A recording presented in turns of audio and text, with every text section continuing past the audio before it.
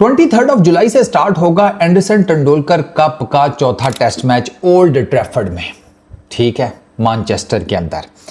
अब इस test match के स्टार्ट होने से पहले टीम इंडिया को एक नहीं दो नहीं काफ़ी सारी जो है ना डज़े लग गई हैं। अब ये डज़े क्या है, टीम कम्बिनेशन चेंज होगा डेफिनेटली, प्लेयर्स अनफिट हो गए हैं, सीरीज़ से बाहर हो गया, किसी का टेस्ट मैच से बाहर होना, ये सारा कुछ आपको बताऊंगा। कौन बाहर हुआ, कैसे बाहर हुआ, क्या हुआ, नए लड़के कौन आए हैं, ओल्ड ट्रैफर्ड ये जो पिच है इस टेस्ट मैच की वो कैसा बिहेव करती है, इंग्लैंड का यहाँ पर क्या रिकॉर्ड है, इंडिया यहाँ पर लास्ट टाइम कब खेला था और क्या हुआ था। There is so many things to talk about. It's kind of a preview for this very big test match for team India.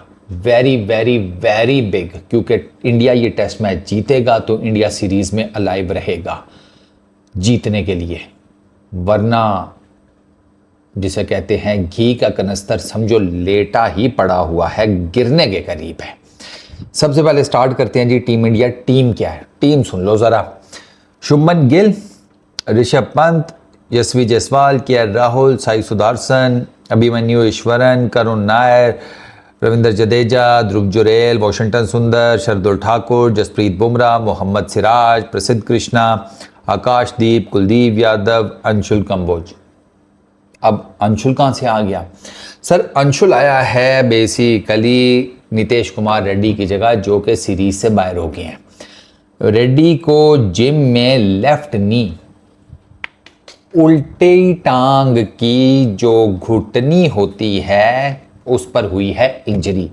Gym में पता नहीं अब इसने क्या किया, पता नहीं वजन गिरा लिया अपने ऊपर, या इसका भी वो ऐड वाला हिसाब तो नहीं हुआ प्यार की राह में वो क्या है उसका एंडिंग लाइन, कोई ताज़ा हवा चली हो जैसे अभी वो बेड उठाता उठाता कोई देख लिए होंगे इसने भी, वो टाइट पैंट्स क्या होती हैं, वो समथिंग, वो जो भी जिम पैंट्स या वो स्वेट पैंट्स उनको जो भी कहा जाता है हो जाता है वो।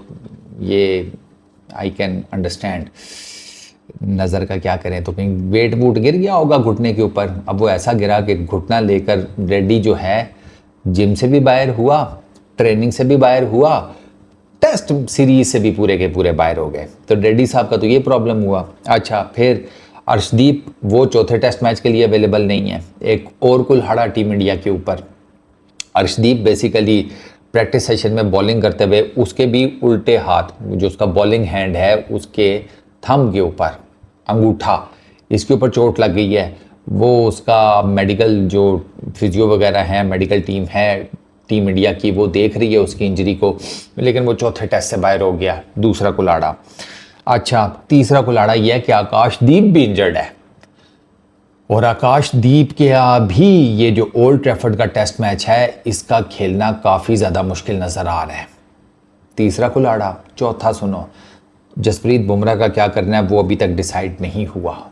वर्कलोड मैनेजमेंट के हिसाब किताब में उनको ये चौथा टेस्ट मैच खिलाना है या रेस्ट देना है, उसके ऊपर ठीक ठाक डिबेट चल रही है कि भाई 8-9 दिन का रेस्ट पीरियड है, तो काफ़ी सारे लोग कह रहे हैं कि जसप्रीत बुमराह को ये टेस्ट मैच खेलना चाहिए, क्योंकि ये हमारे लिए डू और डाई टेस्ट मैच है अगर हम सीरीज़ जीतना चाहते हैं। 2-1 से डाउन है टीम इंडिया। अगर अपने प्रॉपर कैचेस पकड़ लेते, जो मिस्टेक्स टीम इंडिया से हुई हैं, और टीम इंडिया की ना मिस्टेक्स कम है, ऐसा नहीं है कि इन्होंने कोई ब्लंडर मारे हैं, किस्मत ख़राब है इनकी, क्योंकि इनसे ना तीनों टेस्ट मैचेस के ना ये चलो जो जीत गया उसको निकाल दो, जो 2 टेस्ट मैचेस ये लॉर्ड्स वाला और प्लस हेडिंग्ले वाला, टीम इंडिया ये जो टेस्ट मैच हारी है ना दोनों, इसमें टीम इंडिया से गलतियां हुई हैं, लेकिन वो कमबख्त मारी गलतियां बड़े क्रिटिकल टाइम्स पर हुई हैं टेस्ट मैच में, और इंग्लैंड को आप समझें कि उन गलतियों की वजह से क्रिटिकल टाइम के ऊपर एडवांटेज मिल गया और वो टेस्ट मैचेस दोनों जीत गए। वरना this series could have been done and dusted for England. 3-0 से शायद टीम इंडिया जीत जाता अगर टीम इंडिया की किस्मत उनका साथ देती, ये कैचेस अपने प्रॉपर पकड़ते, ऋषभ का लॉर्ड्स में रन आउट ना होता, के राहुल की उसके बाद विकेट ना गिरती, अब शुभमन गिल का वो बॉल चेंज का डिसीजन बहुत गलत साबित हुआ, so and so on, there are a lot of things, ठीक है ना, जिसके ऊपर बात की जा सकती है। तो हेडिंग्ले में 9 कैचेस गिराना, चलो for that matter at that as well, तो वो क्रिटिकल मौक़ों के ऊपर ना टीम इंडिया से गलतियाँ हुई हैं, तो इसकी वजह से उनको ये जो है ना टेस्ट सीरीज़ ये कॉस्ट कर गई है अभी तक। बट खैर, कमिंग बैक टू बुमराह, 8-9 दिन का रेस्ट है, आपको खेलना चाहिए। काफ़ी सारे एक्स क्रिकेटर्स कह रहे हैं, ये सुनील गावस्कर ने तो ये कहा है कि ये छुट्टियों पर नहीं आए हुए, ये नेशनल ड्यूटी है, खेलो, परफॉर्म करो। उन्होंने किसी और के ऊपर उन्होंने नाम नहीं लिया, लेकिन सबको पता है उन्होंने जसप्रीत बुमराह की बात की है कि ये छुट्टियां नहीं है, ये टेस्ट सीरीज़ है, ये हॉलीडेज़ नहीं है, सारे मैचेस खेलो अब, क्योंकि अब आपके पास 2 मैचेस रह गए हैं, दोनों जीतेंगे तो 3-2 से आप ये टेस्ट सीरीज़ जीतेंगे। अच्छा, संजय मंजरेकर ये कहते हैं कि जब बुमराह एजबेस्टन में नहीं खेला था तो मुझे हैरानगी हुई थी, वो एक गैप तो तब भी था ना, resting period, but now he says कि अगर वो ओल्ड ट्रैफर्ड में नहीं खेलता जसप्रीत बुमराह तो आई विल बी शॉक्ड। तो आप समझ रहे हैं कि एक्सटर्नल प्रेशर किस किस्म का है। सोशल मीडिया पर क्रिकेट फैंस भी इंडिया की ये चाहते हैं कि जसप्रीत बुमराह ये टेस्ट मैच खेलें। टीम इंडिया की अगर जो अभी तक स्टेटमेंट्स आई हैं रायन टेंडुलकर और आगे पीछे, तो उसे लगता है ऐसे ही है कि they are leaned toward playing with Bumrah, और बुमराह के साथ खेलना अब आपकी मजबूरी भी हो गया, क्योंकि आपका आकाशदीप के आगे क्वेश्चन मार्क है, अर्शदीप बाहर हो चुका है, आपका एक और जिसे कहते हैं seam allrounder, fast bowling allrounder ready, वो भी सीरीज से बाहर हो चुका है, तो आपकी बॉलिंग को डेंट लगा है टीम इंडिया की। तो लेट्स सी बुमराह का क्या हिसाब किताब बनता है। अच्छा, देयर इज़ अनदर चांस कि ध्रुव जुरेल को as a wicket keeper batsman खिलाया जाए और Rishabh Pant as a specialist batter खेलें। ऋषभ पंत की आपको पता है फिंगर की इंजरी चल रही है, तो ये भी हो सकता है कि आपको ध्रुव जुरेल और ऋषभ पंत ये भी दोनों खेलते हुए नजर आए। अच्छा, सीम बॉलिंग ऑलराउंडर, उसका क्या करना है, क्योंकि इंडिया ने पहले तीनों test matches seam bowling allrounders के साथ खेले हैं। पहले मैच में शार्दुल ठाकुर थे, उसके बाद अगले 2 टेस्ट मैचेस में एजबेस्टन में और लॉर्ड्स में यूसी आपने उनको देखा नीतीश कुमार रेड्डी को खेलते हुए, और नीतीश कुमार रेड्डी ने आपको पता है फिर 2 विकेटें पहले ही ओवर में निकाली अपने लॉर्ड्स में। ये मेरा ख्याल है 2006 के बाद हुआ है for team India.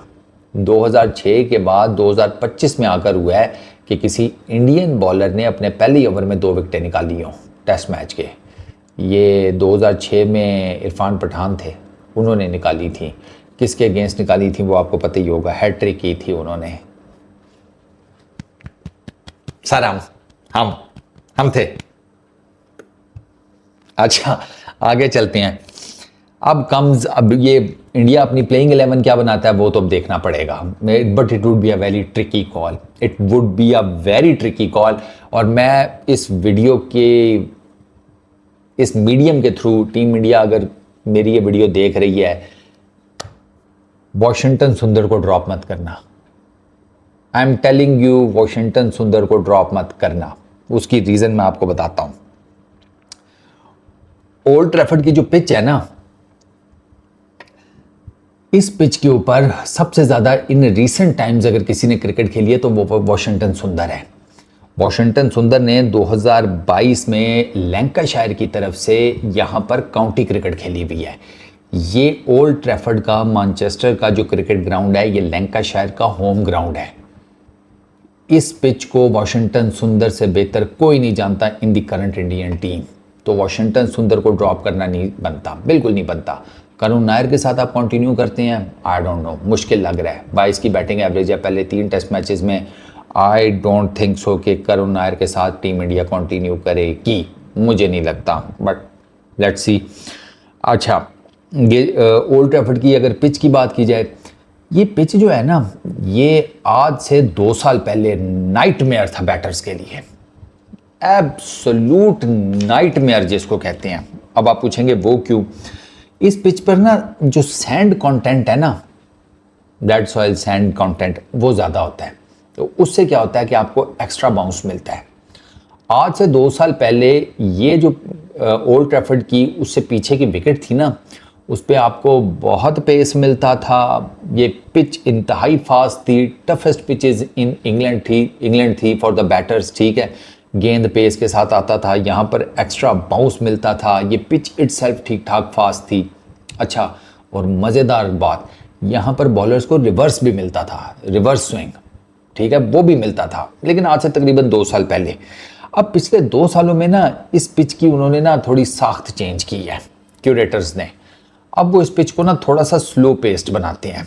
So old Trafford की जो ये पिच है ये अब पहले की तरह बहुत ज्यादा बाउंसी, बहुत ज्यादा तेज, बहुत ज्यादा फास्ट, और जैसे ही थोड़ा सा गेंद पुराना हुआ, स्केयर्स थोड़े से जिसे कहते हैं ड्राई हुए, रिवर्स स्विंग शुरू हो गया, वो खाते माते अभी इधर नहीं है, या एटलीस्ट उस लेवल के नहीं है जिस लेवल के आज से 2-2.5 साल पहले हुआ करते थे। इस टेस्ट मैच के दौरान, चौथे टेस्ट मैच के दौरान, there is a chance of rain as well, बारिश का भी चांस है। यहाँ पर एशेज का 2023 का जो मैच था वो बारिश की वजह से जिसे कहते हैं ड्रॉ हो गया था, ये भी मैं आपको बता दूं। तो यहाँ इसमें इंडिया वाले मैच में भी ओल्ड ट्रैफर्ड पर बारिश का चांस है। अगर मैच कंटिन्यू भी करता है तो ये जो बारिश है ना, ड्रिजल की सूरत में जब गिरेगी ना पिच और आगे पीछे, तो ये क्या करेगी कि ये थोड़ी बहुत पिच में जान जरूर डालेगी।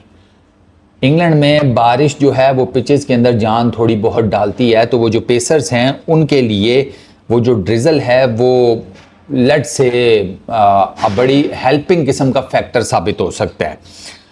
इंग्लैंड ने यहाँ पर पिछले 10 टेस्ट मैचेस में से 8 जीते हैं, एक उनका ड्रॉ हुआ है, एक वो हारे हैं। जो उनका ड्रॉ हुआ है वो भी ऑस्ट्रेलिया के अगेंस्ट हुआ है, और जो वो हारे हैं वो भी ऑस्ट्रेलिया के अगेंस्ट हारे हैं। तो इसका मतलब यह है कि पिछले 10 टेस्ट मैचेस में अगर मैं देखूं तो इंग्लैंड का यहाँ पर विन का जो रिकॉर्ड है वो 80% है, एंड दैट इज़ ह्यूज। 10 में से 8 टेस्ट मैचेस इंग्लैंड यहाँ पर जीता हुआ है, तो इंडिया को यहाँ पर ठीक ठाक मेहनत करनी पड़ेगी। इंडिया ने जो यहाँ पर लास्ट टेस्ट मैच खेला था वो खेला था बैक इन 2014 में, और उसमें इंडिया एक इनिंग से हारा था, एक इनिंग, और मुझे एग्जैक्टली याद नहीं, काफ़ी सारे रन्स थे, क्योंकि मुझे इतना याद है कि स्टुअर्ट ब्रॉड ने बेड़ा गर्क कर दिया था। पहली इनिंग में 6 विकेटें ली थी उसने, आई गेस हैट्रिक भी शायद की थी, और प्लस इंडिया की टीम दोनों इनिंग्स में 200 का टारगेट नहीं बना पाई थी। 200 नहीं, सिंगल इनिंग में बना था। मेरा ख्याल है इंडिया की टीम पहली इनिंग में 160 समथिंग पर आउट हो गई थी, दूसरी इनिंग में 150 समथिंग पर आउट हो गई थी। तो टीम इंडिया के लिए इस ग्राउंड से जुड़ी कोई खास यादें हैं नहीं। अब यहाँ पर टॉस जीत कर क्या करना है, ये भी एक बड़ा इंटरेस्टिंग फैक्टर है। टॉस जीत कर ना यहाँ पर पिछले 9-10 मैचेस का मैं देख रहा था, तो ज़्यादातर टीम्स ने ना यहाँ पर कुछ 6-7 मरतबा टॉस जीत कर बैटिंग की है। तो अब इंडिया को ये भी देखना है कि पिच की क्या कंडीशन है। यहाँ पर अब स्पिन फैक्टर का भी मैंने आपको बताया कि यहाँ पर गेंद स्पिन होता है, इस पिच के ऊपर गेंद स्पिन होता है। यहाँ पर जो लास्ट टेस्ट मैच खेला गया है इंग्लैंड वर्सेस श्रीलंका, उसमें शुएब ने विकेट्स निकाली हैं, उसमें प्रभात जयसूर्या उसने विकेट्स निकाली हैं दोनों इनिंग्स में। तो ये इस विकेट के ऊपर ना गेंद स्पिन भी होता है। तो अगर आप चौथी इनिंग खेल रहे हैं तो there is every possible chance कि आपको स्पिनर्स जो हैं वो तंग कर सकते हैं। तो अगर इस कॉन्टेक्स्ट में मैं देखूं तो फिर तो टीम इंडिया को अगर टॉस जीतती है तो आंखें बंद करके पहले बैटिंग करनी चाहिए, क्योंकि स्पिनर क्वालिटी इनके पास ज़्यादा अच्छी है टीम इंडिया के पास। उनके पास इस पिच के ऊपर काउंटी खेलने का एक्सपीरियंस रखने वाला वाशिंगटन सुंदर भी होगा, होपफुली जडेजा भी होगा, तो 2 स्पिनर्स तो उनके पास ऑलरेडी हैं। अब आई डोंट नो कुलदीप के साथ मेरा ख्याल है 3 स्पिनर्स के साथ तो शायद टीम इंडिया ना ही जाए, 2 ही के साथ जाएगी, और उन 2 का I am already pretty much sure कि एक वाशिंगटन सुंदर होगा और दूसरा जडेजा होगा, क्योंकि ये दोनों बैटिंग भी फराहम करते हैं ना टीम इंडिया को। तो अगर आप अब देखें, आपने लास्ट टेस्ट मैच में रेड्डी था, जडेजा था, वाशिंगटन था, एक पेस बॉलिंग ऑलराउंडर है, 2 स्पिन बॉलिंग ऑलराउंडर है। तो टीम इंडिया अगर इस टेस्ट मैच में आप देखें तो इस टेस्ट सीरीज में तो वो ऑलराउंडर्स की जिसे कहते हैं ना खेप, वो भी इंजेक्ट करती है प्लेइंग 11 में। तीनों टेस्ट मैचेस में हमने देखा है कि वो ये जो ऑलराउंडर्स हैं ना उनके ऊपर भी ठीक ठाक टीम इंडिया का फोकस होता है। तो अब लेट्स सी क्या प्लेइंग 11 बनती है। टीम इंडिया टॉस जीतती है तो क्या करती है with the kind off spinners they have, और इस पिच के ऊपर जो थोड़ा बहुत स्पिन का सारा मामला है, मुझे लगता है कि टीम इंडिया टॉस जीतकर यहाँ पर पहले बैटिंग ही करेगी। I don't think so they won't go into bowling first unless और अनटिल के पिच कोई ऐसी बना दी गई है कि जिसके ऊपर शुभमन गिल कहे कि पहले बैटिंग करने का कोई फ़ायदा नहीं, बॉलिंग करो और इनको उड़ाओ। उसमें अब डिपेंड ये करता है कि टीम इंडिया का पेस अटैक क्या होगा। सिराज विल बी देयर, ठीक है, लेकिन सिराज के अलावा अभी आपको नहीं आइडिया। अंशुल होंगे, बुमराह होंगे, कौन कौन होगा। तो ये सारी डिटेल्स अपनी जगह के ऊपर, ये प्रीव्यू अपनी जगह के ऊपर, और ये फैक्ट भी अपनी जगह के ऊपर कि ये टेस्ट मैच टीम इंडिया के फैंस के लिए बहुत इंपॉर्टेंट है। ओल्ड ट्रैफर्ड में अगर वो जीतते हैं तो फिर the final test match Oval में it will be at its peak. ये वो पीक पर होगा क्योंकि सीरीज़ बराबर होगी 2-2 से। तो best of luck to team India. इस वीडियो में इतने ही। अपना बहुत ख्याल रखना यार। नेक्स्ट वीडियो में मुलाकात होगी। Peace out.